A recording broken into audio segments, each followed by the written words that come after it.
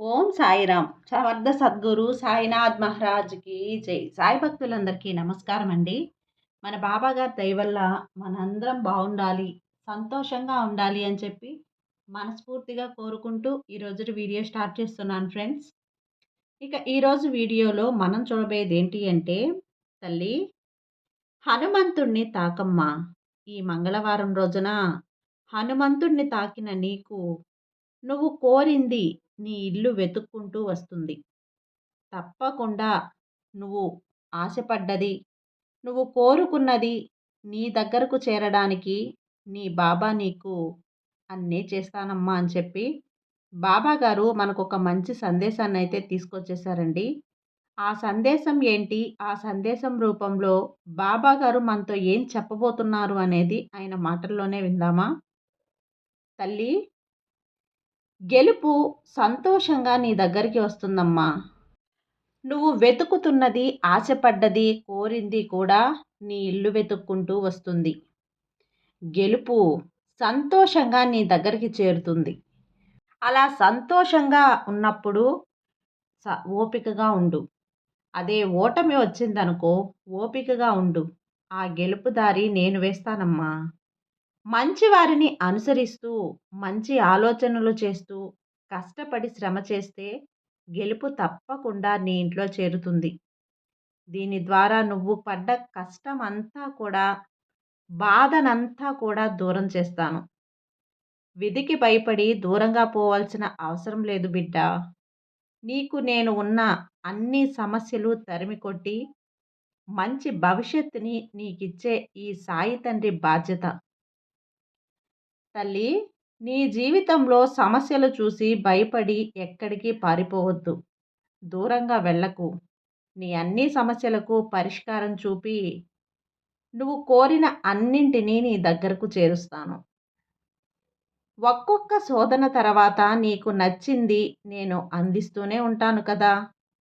ఇదిగో ఈ క్షణం నువ్వు పడుతున్న కష్టకాలం దూరం చేసి నీకు అదృష్టకాలం అందిస్తాను బిడ్డ. పుట్టాను, పుట్టాక బ్రతికే అవ్వాలి అని నిరుత్సాహపడకు. ఇంకో జన్మ ఉందా అంటే, ఉందో లేదో అనే ఆలోచన చెయ్యకుండా దొరికిన ఈ జన్మని సంతోషంగా జీవించు. నువ్వు నా దగ్గర ఒక కోరిక పెట్టి అది నెరవేరడం లేదు బాబా, ఆలస్యం అవుతుంది అంటే అందులో ఏదో ఒక మర్మం ఉంది అని అర్థం. నీకు అది అనవసరం అని గుర్తుంచుకో. నీకు కావలసింది పూర్తిగా మంచిగా ఇవ్వాలనే ఆలస్యం చేస్తున్నాను అని నువ్వు తెలుసుకోవాలి తల్లి. నువ్వు అవసరమైంది తప్పక నీకు ఇస్తాను. ఎప్పుడు సాయిరామ్ సాయిరామ్ అని నా నామాన్ని జపించడం వల్ల నీ సమస్యలన్నీ తీరి నీకు ఈ అదృష్టం చేరుతుంది. కాలం, నేరం నీకు దొరికిన శాశ్వతమైన సొత్తు కాదమ్మా. అది అందరికీ నేను సమానంగా ఇస్తాను. అంతేకాని నేరం చేసేవారికి సంపద దొరకదు.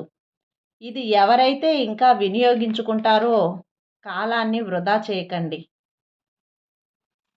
ఆ కాలాన్ని వాళ్ళ ఎదుగుదల కోసం ప్రయత్నించి ఉపయోగించుకుంటారో వారికి మాత్రమే నిరంతరమైన సొత్తును, సంపదను అందిస్తాను.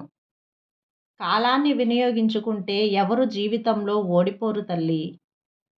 ఈరోజు జీవితంలో జరిగింది, నీకు జరుగుతున్నది, జరగబోయేది అన్నీ నా కనుసైగలతోనే జరిగింది అని తెలుసుకో.